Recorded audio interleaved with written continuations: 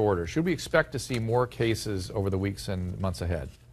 If it's a conversion cluster, Drew, we'd see an increase in cases to a point. We don't exactly know what that is. It may have already passed, and then you start to see a decrease. It's a very treatable condition. So in terms of treatment, conversion is not a bad answer to this question. Well, and a reminder that if it's a toxic insult to the brain, that's a worse prognostic situation than conversion.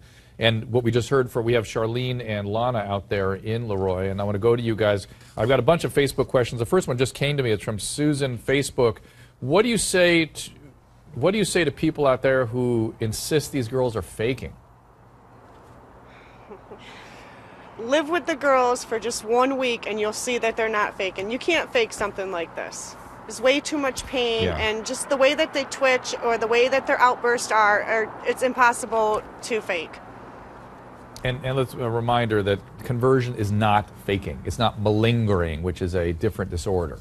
It's not conscious. You just can't say snap out of it. Right. You've got to find a way to address an underlying problem. And then, Dr. Tripp, you actually brought an article in which I found interesting. Can I have that article? Sure. It's an article he just brought in from an academic setting about the occurrence of mental illness following early childhood exposure to trichloroethylene. We've been talking about tetrachloroethylene. We've been talking about trichloroethylene.